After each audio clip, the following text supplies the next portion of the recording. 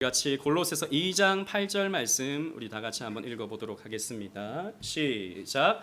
누가 철학과 헛된 속임수로 너희를 사로잡을까 주의하라. 이것은 사람의 전통과 세상의 초등학문을 따름이요 그리스도를 따름이 아니니라. 아멘. 사도 바울이 사역하던 주 무대가 그리스 지역이었습니다. 그죠? 소아시아 지역. 더 나아가서는 저 로마 지역까지도 되지만 그 지역은 이미 철학자들의 세상이었어요. 그래서 사도 바울도 많은 부분에서 철학을 사용합니다. 사도행전 17장에 보면 아레오바고에서 복음을 전할 때 철학적 반복론을 사용해서 복음을 전하게 되죠. 하지만 복음을 전하는 도구로서 철학을 사용할 수는 있지만 그 철학이 복음에게 영향을 미쳐서는 안 된다라고 하는 것을 사도 바울이 말하고 있는 것입니다. 당시에 스토아 학파들, 에피쿠로스 학파들 뭐 이런 말쟁이들이 나와서 사람들을 미혹했거든요. 그러니까 기독교를 판단하는 겁니다. 야, 내가 생각할 때 철학적으로 본다면 기독교는 이런 거야 라고 사람들이 막 평가를 하는 그런 시대였습니다. 그때 이제 사도 바울이 이렇게 말하는 거죠. 철학과 헛된 속임수로 너희들을 사로잡지 못하도록 주의하라. 그런 것은 사람의 전통이다. 세상의 초등학문일 뿐이다. 아주 얄팍한 지식일 뿐이다.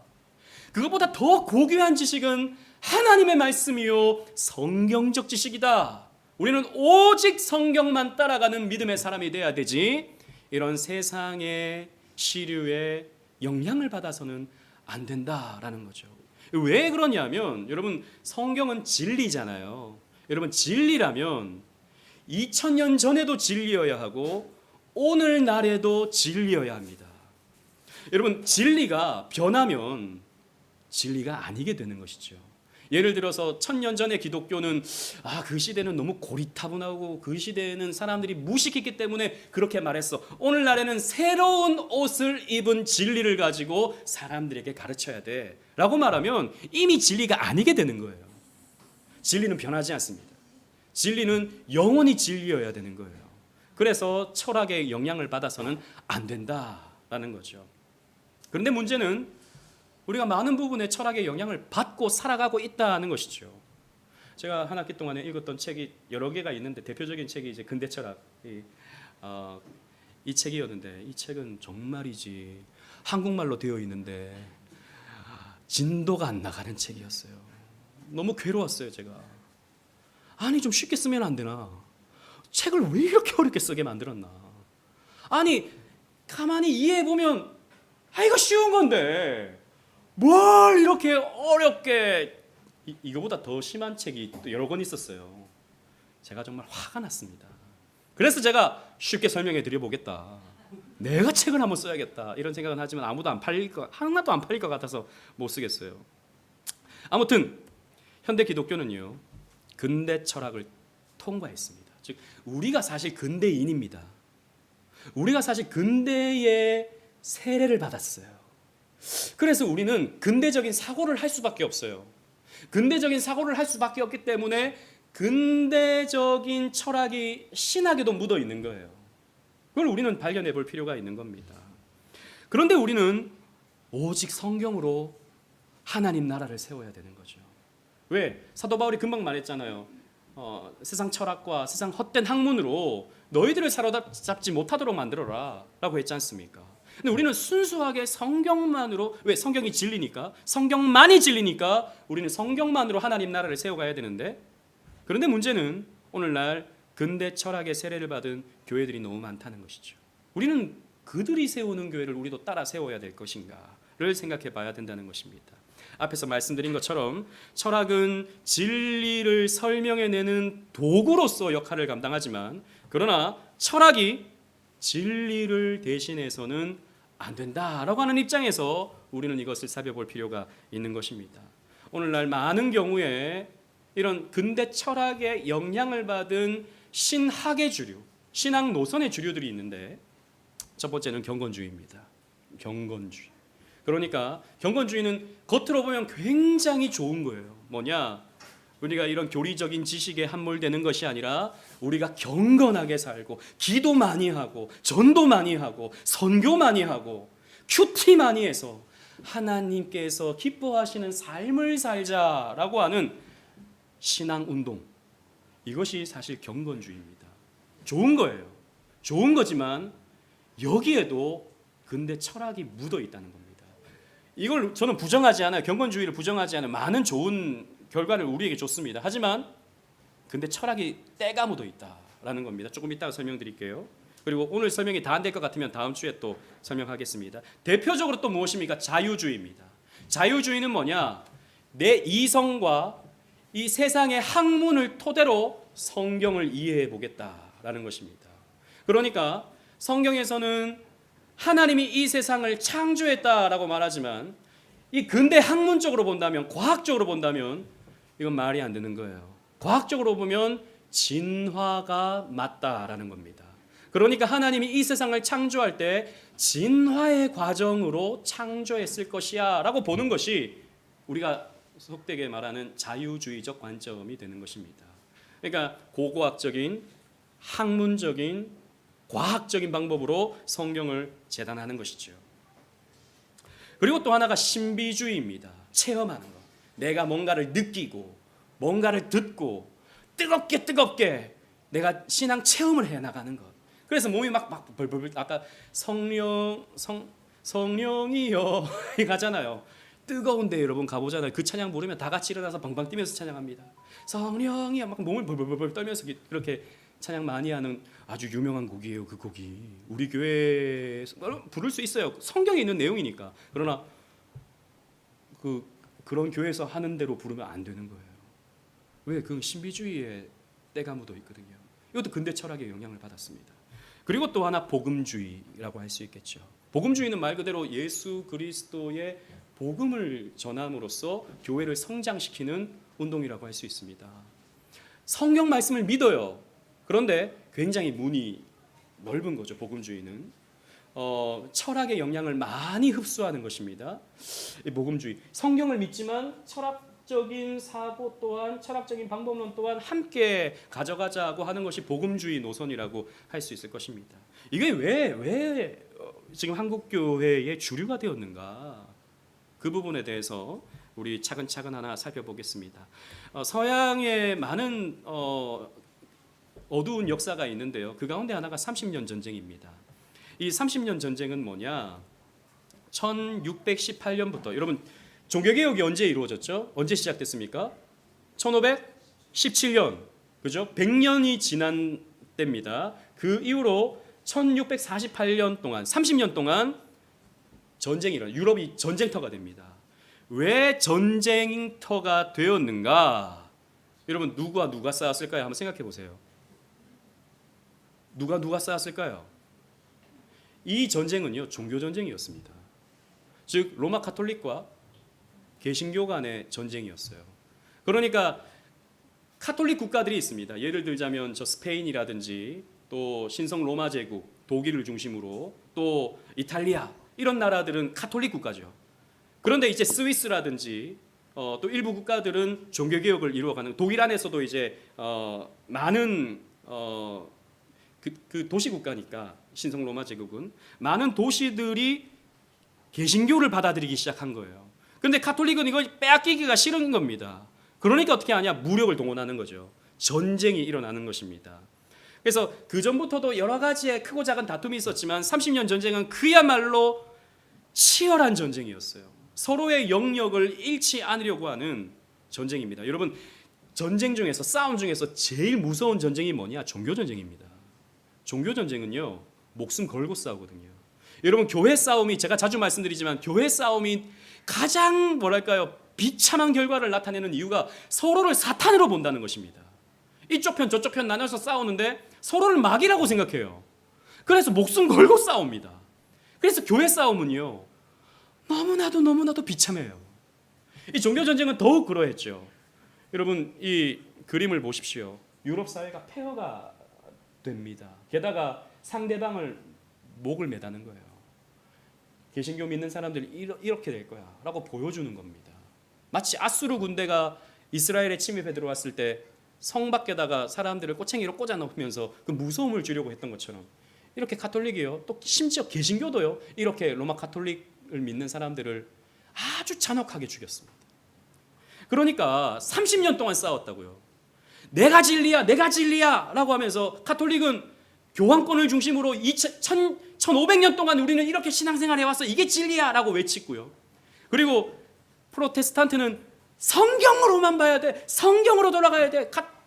교황 부정하고 가톨릭의 여러 유전들을 부정했죠. 그러니까 이제 목숨 걸고 싸우게 되는 거죠. 진리 가지고 싸운 겁니다. 근데 30년이 지나도 결과는 무엇입니까? 피비린내만 남는 거예요. 30년 동안 진리가 무엇인가를 가지고 서로 논쟁도 하고 피도 흘리고 했는데 남은 것은 비참함밖에 없는 겁니다. 그래서 이제 이 30년 전쟁이 끝나면서 사회가 어떻게 되는가? 회의주의에 빠져버립니다. 진리가 뭐야 도대체? 진리란 게 인기는 있는 거야? 라는 생각을 하게 되는 것이죠. 이때는 뭐 종교적 세계관의 충돌 이뿐만 아니라 과학이 발전되는 시대였습니다. 여러분 종교개혁 당시에 여기 이제 갈릴레오 갈릴레이가 있는데 이 사람이 갈릴레오 갈릴레이입니다. 이 사람은 우주가 지구를 중심으로 있는 그런 세계관에서 완전히 바꾸어서 태양을 중심으로 지구가 돈다라고 하는 주장을 했던 사람이죠. 그러니까 기독교인들은 아니야 지구가 중심이야. 하나님이 이 지구를 중심으로 우주를 만드셔서 태양이 도는 거야. 이렇게 말했다고요. 교회에서는. 그래서 갈릴레이를 이단으로 몰았지 않습니까? 근데 알고 보니까 갈릴레이 말이 맞는 거예요. 이게 도대체 뭐지? 우리가 믿고 있던 진리는 도대체 어떻게 되는 거야? 라는 생각을 사람들이 하게 된 것이죠. 게다가 이제 도시국가가 발전하면서 시민 개념이 대두가 됩니다. 옛날에는 왕이 명령하는 대로 그냥 따라야 되는 사회였는데 이제는 그게 아닌 거예요. 민주주의가 발달하기 시작하는 겁니다. 이제는 우리가 살고 싶은 삶을 살 거야 라고 하는 개인주의, 개인의 어떤 활동들이 많아지기 시작하는 거예요. 개인이 결정하는 문제가 되는 겁니다. 합리적 주체로서 시민 개념이 발전하는 거예요. 그리고 이전에는 카톨릭이 읽지 말라고 해서 읽지 못했던 이런 고대 회의주의자들의 책들을 사람들이 읽기 시작하는 겁니다. 회의주의는 30년 전쟁 이후로 나타나는 게 아니라 사실 고대에도 있었던 거죠. 진리라는 게 뭘까?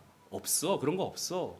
살고 싶은 대로 사는 거야 라고 말하는 사람들이 고대에도 있었어요. 에피쿠로스 같은 이런 학파 사람들은요, 감각을 신뢰할 수 없다면 지식 같은 것은 성립할 수 없다. 감각을 우리가 신뢰할 수 있는가? 조금 이따 데카르트에 대해서도 말할 때도 설명드리겠지만 여러분 감각을 신뢰할 수 있나요? 여러분 감각을 신뢰할 수 있습니까? 그 부분에 대해서 조금 이따 설명드리겠지만 여러분 우리의 호르몬 가운데 도파민이 1mg만 더 분출되면 여러분들은 환각을 봅니다. 환각을 봐요. 옆에 사람이 있어요. 다른 사람 눈에는 안 보여요. 1mm만 많이 배출돼도 여러분 우리는 사람은 환각을 봐요. 지훈 씨, 제 손바닥이 무슨 색깔이죠? 살색입니까? 살색? 제가 보는 제 손바닥 색과 우리 지훈 씨가 보는 제 손바닥 색이 같을까요? 같을까요? 같아요? 무엇으로 확신하십니까? 무엇으로 확신할 수 있어요? 같다는 거예요. 여러분 옛날에 그 삼성전자 그 파는 마트 같은 데 가보면 TV가 여러 개 있잖아요. 똑같은 화면이 쫙 나옵니다. 그런데 똑같은 화면인데 색감이 조금씩 달라요. 그죠? 그렇게 보이는 것처럼 내가 보는 색깔과 지훈 씨가 보는 색깔이 똑같다고 어떻게 확신할 수 있죠? 지훈 씨가 볼 땐 이게 살색이에요. 내가 볼 때 이거 살색이에요. 살색이라고 우리는 말은 하는데 똑같다는 확신을 우리가 어떻게 가질 수 있습니까? 그렇다면 감각을 신뢰할 수 없다면 지식 같은 것은 성립할 수 없다라는 거죠. 진리 같은 그런 거 없어. 라고 고대 에피쿠로스는 말했다는 것이죠. 이런 것들을 사람들이 읽기 시작하는 겁니다. 그러면서 몽테규라고 하는 사람, 몽테뉴, 영어에서는 몽테뉴라고 말하는데 그래서 이 사람은 이렇게 결론을 맺습니다. 30년 전쟁이 끝나기 전이었어요. 진정한 지식 따위는 결코 존재하지 않아. 진리를 사람들이 가짐으로써 싸우게 되고 갈등하게 되고 문제가 일어나니까 지식 같은 거 이런 거 더 이상 추구하지 말자. 진리 같은 거 이런 거 추구하지 말자. 그런 거 없어! 라고 유럽 사회에서 소리를 내기 시작한 겁니다. 이제 이 사람이 몽테뉴라는 사람입니다. 그러면서 등장하는 사람이 있습니다. 유명한 사람이죠. 데카르트입니다. 여러분, 데카르트는 대륙을 대변하는 철학자입니다. 유럽 대륙을 대변하는 철학자. 유럽 대륙은 주로 이제 관념론, 이성으로 진리를 발견하려고 애썼던 사람. 어린이들 한번 들어보세요. 재밌는 거예요. 자, 이 데카르트는요, 회의주의가 만연되어 가고 있는 그런 시대 속에서 회의주의를 회의해 봐야겠다라고 생각을 했어요. 그러면서 진리는 도대체 무엇인가? 사람들은 진리를 모르겠다고 하는데 그 모르겠다는 건 또 뭐지? 라고 생각을 하는 겁니다. 진리라는 건 도대체 뭘까? 엄청 이성적으로 생각해 봤어요. 그리고 아주 유명한 말을 했죠. 따라합시다. 나는 생각한다. 고로 존재한다 말고 다 같이 한번 읽어봅시다. 시작. 나는 생각한다. 고로 존재한다. 이거 여러분 중학교 가면 다 배우는 거예요. 그죠? 데카르트의 관념론 그러면서 우리는 중학교 때 배우는 겁니다. 이게 무슨 말이에요? 근데 나는 생각한다. 고로 존재한다. 뭐야?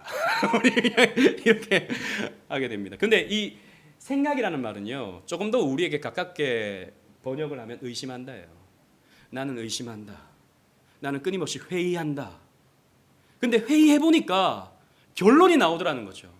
모든 걸 다 회의해 보니까 결론 하나가 남는데 회의하는 나는 있더라라는 겁니다. 이렇게 생각하고 있는 나는 존재하더라라는 거죠. 하나님이 존재하는가 회의해봤어요? 모르겠어요. 진리가 존재하는가 회의해봤어요? 그거 모르겠어요. 다 모르겠어요. 그런데 분명한 건 그렇게 회의하고 있는 나는 존재하더라라는 거죠. 나만 남더라라는 겁니다. 이게 여러분 그 유명한 나는 생각한다, 고로 존재한다라는 그런 말이 되는 거예요. 그러니까 회의주의의 맥락 속에서 우리는 이해할 필요가 있는 것이죠. 그래서 아주 재미있는 책을 씁니다. 제1성찰이라는 책을 쓰는데 데카르트가 이 책에서 이렇게 정리를 해요. 감각이 우리를 속일지 모른다. 아까 얘기했던 것처럼 감각, 우리가 보는 거, 듣는 거, 그리고 우리가 감각하는 모든 것들이 사실 이게 진짜인지 가짜인지 모르겠다라는 겁니다. 그렇잖아요. 진짜인지 가짜인지. 저는 그런 생각이 어릴 때 많이 했거든요. 저는 좀 철학적인 기질이 있는지 내가 보는 파란색이 다른 사람이 보는 파란색과 같을까? 그런 생각 안 해보셨어요? 나만 이상한가? 나는 저걸 파란색으로 여겨요. 다른 사람은 다른 색깔로 보는데 저게 파란색이야 라고 말해요. 그럴 수 있는 거잖아요. 감각이 우리를 속이는 게 아닌가? 내가 보는 게 정말 맞나? 아니면 다른 사람들이 나를 다 속이고 있으면서 연기하고 있는 건 아닌가? 라는 이런 생각 데카르트도 해봤다는 겁니다. 그리고 현실이 꿈일지도 모르겠다라는 겁니다. 여러분 지금 꿈 깬 거예요? 꿈속이에요? 뭘로 증명할 수 있어요? 지금 꿈속인 거예요. 나중에 깨보니까 예배드리는 꿈이었네. 악몽이야. 이러면 어떡해요? 여러분 그런 거 있잖아요. 저는 뭐랄까요? 선잠 잘 때 꿈속에서 또 깼는데 그게 또 알고 보니까 꿈이었고 꿈 꿨네 했는데 보니까 또 꿈이었고 이런 적 없으세요? 저는 군대에서 많이 경험했어요. 군대에서 제가 군대에서 벙커에 있었거든요. 벙커에서 있는데 너무 졸린 거예요. 산소도 이제 안 들어오고 이러니까 맨날 잤어요. 그 안에서.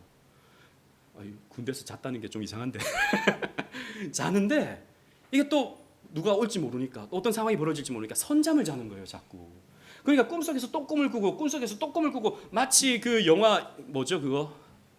놀란 감독 인셉션에 나오는 그것처럼 그렇게 되는 거예요. 그래서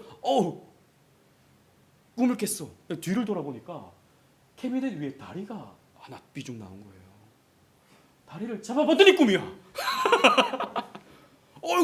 이상한 꿈을 꿨네. 누가 방에서 문을 두드려요. 예를 들자면 강상병 문을 두드려요. 문을 딱 열어봤는데 꿈이야. 이런 점이 있었어요. 여러분, 지금 이 꿈이 아니라는 증거가 어디 있습니까? 여러분, 그 영화 가운데 제가 갑자기 생각이 안 나네. 네오 나오는 거 있잖아요. 뒤에 꺾고 매트릭스. 우리가 지금 매트릭스가 아니라고 하는 증거가 어디 있어요? 제가 여러분들에게 알력을 한번 드려볼게요. 하나는 빨간색, 하나는 파란색. 빨간색을 먹으면 현실을 보게 되고요. 파란색을 먹으면 그냥 이 삶이 그냥 전부인 거라고 여러분은 생각하게 됩니다. 뭘 드시겠습니까? 빨간색 진짜를 보고 싶으세요? 그 영화에서는 진짜 현실은 뭐죠? AI에게 에너지를 뽑혀 먹고 있는 게 인간의 현실이죠. 그러니까 인간을 살려 계속 생체 에너지를 뽑아먹기 위해서 AI가 우리에게 사고를 조종하고 있는 겁니다. 지금 이 삶이 현실이라고 사고를 조종하고 있는 거죠. 꽤나 그럴듯한 주장이에요. 그래서 실제로 일론 머스크 같은 경우에는 우리는 99.9% 시뮬레이션 속에 살고 있다. 누군가가 조종하고 있는 시뮬레이션 속에 살고 있다라고 말했던 것이죠. 물론 그 말은 제가 봤을 때 뭔가 장사 속에 있는 말 같긴 한데 아무튼 그런 걸 수도 있다라는 거죠. 그리고 수학과 여기 수학 선생님 계시는데 수학과 기하학에도 오류가 있다. 여러분, 점과 점 사이에서 가장 가까운 것은 무엇입니까? 이렇게 말하면 제가 맞는지 모르겠어요. 직선이죠, 직선. 네. 여러분, 완전한 직선이 존재합니까? 이러면 좀 헷갈린다고요. 우리는 그냥 직선이 있겠지라고 하지만 완전한 직선이 존재하는가? 완전한 평행선이 존재하는가? 데카르트는 별 생각을 다 해요. 아닌 것 같아 라고 생각을 하는 겁니다. 그리고 우리가 악령에 의해 지배받고 있는 건 아닌가? 우리가 이렇게 생각하고 판단하고 결정하는 것은 악령이 우리를 지배하고 있는 것은 아닌가? 라는 생각을 하기도 한 것입니다. 이렇게 하니까 이거 오늘 못 끝내겠는데? 그러면서 이제 이성적으로 생각할 때, 데카르트는 이성적으로 생각할 때 모든 것을 회의하게 되는 거예요. 그러면서 데카르트는 하나님에 대해서도 생각합니다. 데카르트는요, 하나님에 대해서 이렇게 말합니다. 하나님은 회의주의의 미로에서 벗어나도록 해주는 실마리의 역할을 해준다. 물론 이 데카르트는 공적으로 자기가 그리스도인이라고 말했던 사람입니다. 하지만 조금 달라요. 그러니까 만약에 하나님이 없다면 우리는 회의 속에서 빠져나오지 못할 거야. 그런데 하나님이 계시기 때문에 우리를 그 하나님이 진리라고 하는 대로 이끌어주기 때문에 우리는 그나마 이 사회를 신뢰하고 이 생각을 신뢰하고 우리는 살아갈 수 있는 거야 라고 데카르트는 말했다고요. 그러니까 데카르트는 뭐냐? 데카르트의 하나님은 필요한 존재예요. 데카르트는. 그러니까 그분이 계신다 안 계신다 이건 모르겠고 적어도 인간에게는 하나님이 필요한 것 같아 라고 결론을 맺었어요. 그렇잖아요. 아니면 회의주의에 빠져서 아무런 답을 못 내리니까 적어도 하나님이라고 하는 기준점이 우리에게 필요하겠다라는 겁니다. 그러니까 하나님이 존재하시는 하나님, 우리를 찾아오시는 하나님이 아니라 우리는 하나님이라는 어떤 절대자가 필요한 거야 라고 하는 필요성에 의해 만들어지는 하나님이 되는 겁니다. 데카르트는. 이해가 되시죠? 되시면 고개를 한번 끄덕거려 주세요. 왜 이렇게 안 끄덕거리시지?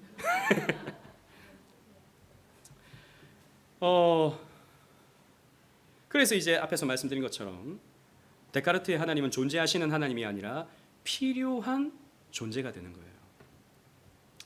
그리고 이제 데이비드 휴미라는 사람이 있습니다. 이 사람은 이제 영국 사람이에요. 정확히 말하면 스코틀랜드 사람인데 이제 이성주의의 대척점에 있는 이제 영국의 경험주의를 가장 뚜렷하게 전했던 총정리했던 사람이 이 데이비드 휴음이라는 사람입니다.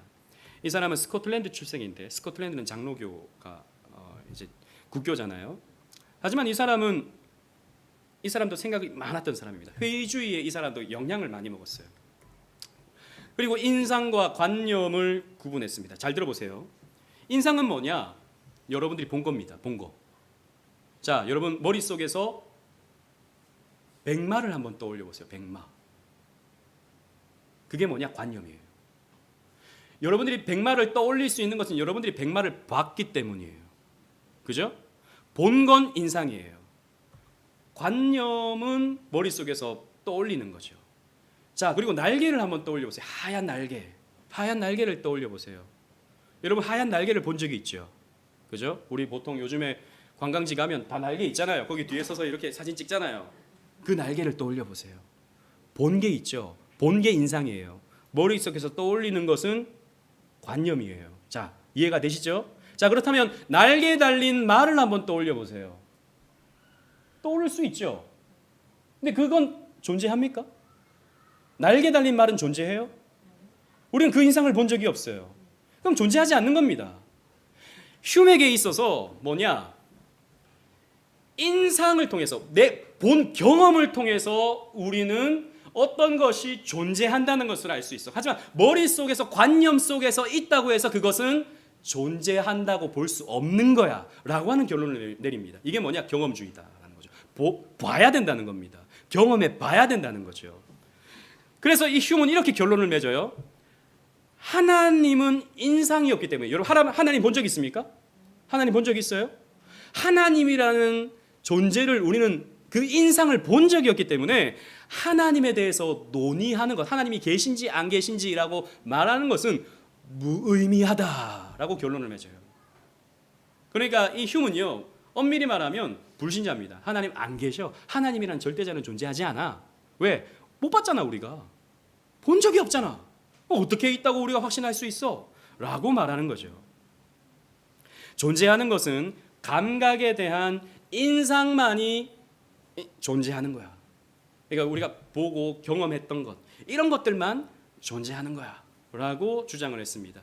이 사람에게 큰 영향을 주었던 그러니까 휴미 다음 사람에게 아주 큰 영향을 주었는데, 다음 사람이 누구냐? 칸트입니다. 임마누엘 칸트.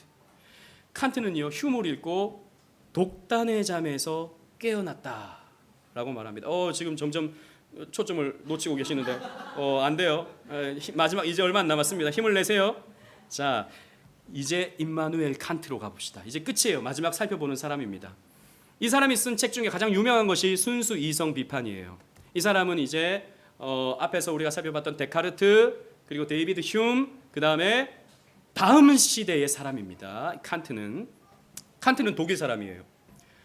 앞에서 말했던 데카르트는 네덜란드 사람이고 휴먼은 스코틀랜드 사람입니다. 근데 이 칸트가 왜 중요하냐면, 여러분 집중하세요. 자, 칸트가 왜 중요하냐면 이 이성주의와 경험주의를 통합했던 사람이에요. 그래서 근대 철학 가운데 제일 중요한 사람이 이 임마누엘 칸트입니다. 여러분, 그래서 도덕책에서 이미 다 배우셨어요. 문제는 하나도 생각이 안 나지만, 그죠? 놀랍게 우리 칸트는 다 알고 있지만 도대체 그 사람이 뭘 말했는지는 뭐였지? 이런 생각이 들죠. 하지만 딱 제가 기억나는 건 그거였어요. 칸트는 시간을 참 잘 지키는 사람이었다. 그래서 칸트가 나오는 시간이 항상 일정한 시간이었어. 사람들은 칸트를 보면서 자기 시간을 알았지. 이 얘기는 여러분 다 기억나잖아요. 그 사람입니다. 임마누엘 칸트. 이 사람은요, 이성, 실천, 판단력 비판을 통해서 서양 근대 철학을 종합한 사람이에요. 신의 존재, 신은 존재하는가? 하나님은 존재하는가? 우주는 무한한가? 시간의 시작이 있는가? 끝이 있는가? 영혼은 과연 존재하는가? 이 부분에 대해서 비트겐슈타인은 이렇게 말했습니다. 쓸데없는 소리 하지 마. 이렇게 말했습니다. 쓸데없는 질문하지 마. 이게 비트겐슈타인입니다. 나중에 우리가 또 간략하게 살펴볼 거예요. 그러나 칸트는 좀 점잖게 말했습니다. 그건 우리의 이성으로 알 수 없는 거야 라고 말했어요. 그런 건 우리의 이성으로 알 수 없는 영역이야. 라고 말했습니다. 순수 이성 비판이라는 말이 무슨 말이냐면 이성의 능력에 한계를 짓겠다는 거예요. 이성은 한계가 있어. 이성으로 우리가 어떤 하나님의 존재, 영혼에 대해서 알 수는 없는 거야 라고 이 칸트는 말하는 것입니다. 그래서 칸트는 그래도 경험주의의 내용을 가지고 와서 수학과 기하학과 물리학이 지식을 확장하는 학문임에는 분명하다 그랬어요.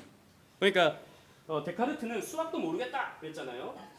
그런데 칸트는 그래도 이 영국의 철학을 이어받아서 흉의 철학을 이어받아서 수학과 기하학과 물리학은 그래도 우리가 진리를 설명해내는데 아주 중요한 학문이야 라고 이렇게 말했습니다. 그래서 우리 사회가 칸트의 영향을 받아서 수학, 물리학, 더 나아가서 우리는 과학을 맹신하죠. 그리고 인식체계를 내가 대상을 이해하는 것으로 확정짓습니다. 즉 데카르트는 모르겠다잖아요. 칸트는 사실 모르겠다가 맞아요. 칸트도. 그런데 자 보세요. 여러분들은 이 성창기를 봅니다. 그죠? 성창기가 은색이죠. 반짝반짝 빛나고 있죠. 이 안에는 뭐가 있습니까? 물 없어요. 지금은. 물은 없지만 이렇게 있어요. 그런데 우리가 저걸 보고 성찬기라고 말하고 우리가 이것이 은색이라고 말하는 것은 정말 은색이기 때문일까? 이게 그걸 무슨 우리가 어떻게 확신할 수 있지? 라고 이제 데카르트는 질문했잖아요. 칸트는 이렇게 정리합니다. 그건 내가 결정짓는 거야. 이건 은색이야 라고 내가 주체가 되어서 결정짓는 거야 라고 정리를 합니다. 데카르트는 모르겠다예요. 그런데 칸트는 은색이야. 그건 내가 이렇게 보는 거야. 다른 사람에게 다르게 보여질 수도 있고 다른 색깔로 보여질 수도 있고 다른 모양으로 보여질 수도 있고 하지만 적어도 나라고 하는 주체가 이 대상을 결정짓는 거야 라고 칸트는 정리합니다. 그리고 칸트는 하나님에 대해서 이렇게 말해요. 우리에게 하나님이 필요한 까닭은 윤리적인 기준이 필요하기 때문이지 라고 말합니다. 그러니까 데카르트를 또 이어봤습니다. 데카르트는 기준이 필요하잖아요. 더 나아가서 윤리적인 기준이 필요하기 때문에 왜냐? 만약에 윤리적 기준이 없고 예를 들어서 누구나 죽여도 되는 사회라면 그 사회는 혼란스러워서 살 수가 없다는 겁니다. 윤리적인 기준이 필요하다면 그 윤리를 부여하는 신적 존재가 필요하다는 겁니다. 그래서 하나님이라는 존재가 필요해 라고 말합니다. 하지만 그 하나님은 우리가 알 수가 없지. 하나님은 우리가 인식할 수도 있겠지만 그러나 우리가 그분을 알 수는 없어 라고 말합니다. 이 인식이라는 것은 흉이 말했던 경험주의로 내가 봤고 듣고 함을 통해서 그 대상에 대해서 인식하잖아요. 흉은 하나님도 만약에 그렇게 인식될 수 있다면 우리는 그 하나님을 인식할 수는 있을 거야 라고 말을 했습니다. 그리고 윤리적인 필요를 통해서 하나님이라는 대상이 우리에겐 필요해. 자 이제 결론이 나옵니다. 자, 그래서 칸트의 철학의 영향을 받아서 어떻게 되느냐? 첫 번째 불가지론이 생깁니다. 즉 신에 대해서는 우리가 알 수 없어. 하나님에 대해서는 우리가 잘 몰라. 이렇게 되는 거죠. 불신자들이 신이 있는가 없는가 그거 어떻게 아는데 나는 알 수 없어 라고 그냥 옛날 중세 시대까지만 하더라도 하나님이라는 존재는 언제나 존재하는 분이었어요. 잘못 알고 있긴 했지만 하나님이라는 존재는 존재하는 분이었어요. 하지만 칸트 이후의 시대는 하나님이라는 존재는 모르는 거야. 불가지라는 말은 알 수가 없다는 말이에요. 알 수가 없는 거야 라고 말하게 됐습니다. 그리고 인식할 수 있는 존재, 만약 하나님을 우리가 볼 수 있다면, 하나님을 감각할 수 있다면 그런 하나님은 우리가 믿을 수 있지 라고 한 것이 어떻게 됩니까? 신비주의로 가는 거예요. 신비주의는 뭐죠? 하나님을 보잖아요. 하나님의 음성을 듣잖아요. 하나님을 체험한다고 말하잖아요. 여러분, 우리가 하나님을 체험한다는 말을 우리는 조심히 사용할 줄 알아야 됩니다. 왜요? 그 체험이 사람들이 말하는 체험이 아니거든요. 우리는 말씀을 통해서 깨닫고 그분의 임재를 믿음을 통해서 그분을 체험하는 것이지, 실제로 우리가 그분을 보고 그분의 음성을 듣고 그분이 계심을 우리가 만질 수 있는 게 아니지 않습니까? 그런데 그런 걸 추구하게 되는 거예요. 칸트 이후로부터 교회가. 그리고 또 윤리적인 필요를 불러오는 하나님, 필요의 하나님. 윤리적인 기준으로서 어떤 절대자가 필요해. 윤리를 부여한 어떤 대상. 그래서 윤리적이고 도덕적인 자유주의로 교회가 흘러가게 되는 것입니다. 자, 그래서 칸트식의 신앙은 현대 기독교에 많은 영향을 주었습니다. 이 사람은 자유주의 신학의 아버지라고 할 수 있는 슐라이어마허라는 사람입니다. 이 사람은 독일 사람인데요. 칸트의 영향을 많이 받았어요. 하지만 칸트가 말하는 그런 하나님에 대해서는 반대했어요. 하지만 칸트에게 영향을 굉장히 많이 받았어요. 그래서 이 1768년부터 1834년까지 독일 프로이센에서 이 칸트가 살던 나라입니다. 같이 이렇게 살았는데요. 이 슐라이어마허는 이렇게 정리했습니다. 종교가 바로 절대자에 대한 절대 의존적 감정이 되어야 한다라고 정리를 했어요. 이건 다분히도 칸트적입니다. 무슨 말이냐? 난 칸트에 대해서 반대. 칸트는 하나님을 너무 만들어버렸어. 우리 하나님을 알 수 없다고 말한 칸트, 하나님을 어떤 감각적인 존재로 인식할 수 있는 칸트, 거기에 대해서 난 반대라고 말했지만, 적어도 슐라이어마허는 기독교를 감정으로 표현해버렸어요. 감정. 여러분, 이런 겁니다. 소위 우리가 은혜 받아야 돼라는 거죠. 은혜 받아야 돼. 우리가 하나님을 알아가야 됩니다가 아니라, 하나님 말씀대로 살아가야 됩니다가 아니라, 감정적으로 위로받길 바라고, 감정적으로 자극받길 바라고, 찬양을 통해서 내 어떤 감정이 흥분되길 바라고, 기도회를 통해서 뭔가 내 영혼에 펌핑질 하길 바라고, 큐티를 통해서 뭔가 자극을 받길 바라고, 기도를 통해서 뭔가 체험하길 바라고, 이게 감정인 것이죠. 슐라이어마허는 칸트를 반대한다고 말했지만 상당히도 칸트의 영향을 받은 거예요. 그래서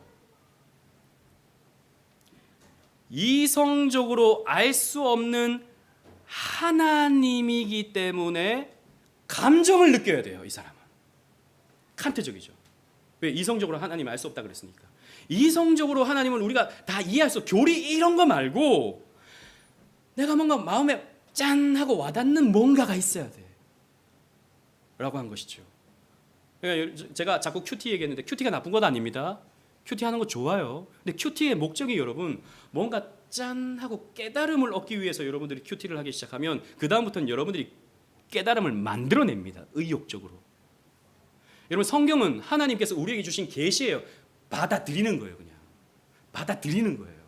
근데 그걸 가지고 내가 오밀조밀 이걸 어떻게 내 삶에 적용해보고 참으로 놀라운 하나님 말씀이다. 매일 그것도 안 될 뿐더러 그렇게 되면 자꾸 우리는 하나님을 만들어냅니다. 경건주의의 문제가 바로 여기에 있는 것이죠. 또는 감정으로 인식되는 하나님이 되고 마는 것이죠. 그래서 어떤 감정의 흥분, 집회, 부흥회 이런 것들을 통해서, 기도원 이런 것들을 통해서 우리 신앙에 자극받기를 원하는 것입니다. 그리고 혹은 내가 실천할 수 있는 윤리적인 기준이 되는 하나님. 내가 착하게 살고 열심히 살고 부지런히 살고 이런 윤리적인 기준으로서만 필요로 한 하나님이 되고 마는 것이죠. 이 자유주의가 되는 것이죠. 이런 현대 기독교는요, 슐라이어마허의 큰 영향을 받아왔습니다. 우리 교회에도 이런 영향이 있어요. 우리 한국교회 전체가 이 영향에 있는 것입니다. 그래서 정리를 하자면 끝입니다. 여러분 시간 많이 안 갔어요. 그래도 제가 평소보다 빨리 마치는 겁니다. 오늘 영상을 안 봐서 그렇지. 자, 첫 번째, 현대 기독교는 근대 철학의 영향을 많이 받았다라는 것입니다. 그리고 현대는 하나님을 감정의 대상으로 여기는 시대다라는 거예요. 소위 은혜파, 은혜 받아야 된다. 은혜 받아야 되죠. 여러분, 제가 감정을 다 무시하는 건 아닙니다. 신앙의 아주 중요한 요소 중에 지식과 감정과 의지가 있죠. 감정은 꼭 필요합니다. 하지만 우리의 신앙의 목표가 내가 어떤 감정, 은혜 받는 것이 우리의 신앙의 목표가 될 수 없어요. 솔직히 여러분 매주 은혜 받습니까? 아닌 것 같은데. 두 분만 아멘 했어요. 다른 분들은 굉장히 현실적이네요. 저는 거짓말 못합니다 하는 분들. 우리 솔직히 매주 은혜 못 받아요. 우리가 맨날 가슴이 울렁울렁 하잖아요. 심장마비로 여러분 빨리 돌아가십니다. 그래서 하나님이 매주 은혜를 안 주셔요. 여러분들은 매주 여기에서 무엇을 하느냐? 하나님이 어떤 분인가를 아는 거예요. 그리고 내가 어떤 존재인지를 아는 겁니다. 그래서 내가 어떻게 살아야 되는지를 여러분들이 배우는 겁니다. 그게 1차적이에요. 그 과정 속에서 감정적으로 내가 고무되기도 하고 안 되기도 하고 그런 거예요. 감정에 여러분들이 초점을 맞추잖아요. 그럼 여러분들은 맨날 메말라 있어요. 아유, 우리 목사님 맨날 저런 설교만 해. 맨날 똑같아. 맨날 은혜래. 맨날 똑같아요, 여러분. 자극을 못 받습니다. 제가 자극시켜 드릴까요, 맨날? 불 꺼야 돼요, 우선. 드럼 갖다 놓고 방방 성령이 할 때 일어서십시오. 두 손 들고 다 같이. 이렇게 하면 여러분들 조금 펌핑질 됩니다. 근데 교회 나간과 동시에 그 감정은 없어져요. 우리의 신앙은 감정이 아니에요, 여러분. 감정도 필요하지만 그게 여러분들의 신앙의 목표가 되어서는 안 된다. 경건주의, 신비주의, 자유주의, 세속적 복음주의는 근대 철학의 뿌리에서 나온 가지들이다 라고 하는 것을 우리는 알아야 돼요. 그리고 개혁신앙은 다 같이 읽겠습니다. 시작. 개혁신앙은 성경에서 성경으로 오직 성경을 통해 하나님 나라를 세워간다. 아멘. 물론 우리는 철학적 방법론을 사용합니다. 오직 성경을 설명하기 위해서 때로는 철학적 방법론을 사용할 수 있어요. 제가 다음에 설명드릴 개신교 스콜라주의, 이건 철학적 방법론입니다. 그걸 정통주의에서 사용했어요. 개혁주의가 사용했어요. 하지만 성경의 내용을 설명하기 위해서는 우리가 성경이 성경을 통해서 해석될 수 있어야 된다라고 하는 원칙. 가장 순수한 기독교, 가장 거룩한 기독교, 가장 때묻지 않은 성경의 메시지를 우리는 발견하는데 최선을 다해야 된다라는 것이죠. 그것이 우리 오직 은혜의 교회가 세워지는 이유가 돼야 됩니다. 다른 교회가 똑같으면 굳이 왜 우리가 교회를 세웁니까? 피곤하게 이 오후 시간까지 앉아 있으면서. 그럴 이유가 없다는 거죠. 우리는 조금 더 바르게, 조금 더 성경적으로 우리는 신앙생활을 해가자는 것입니다.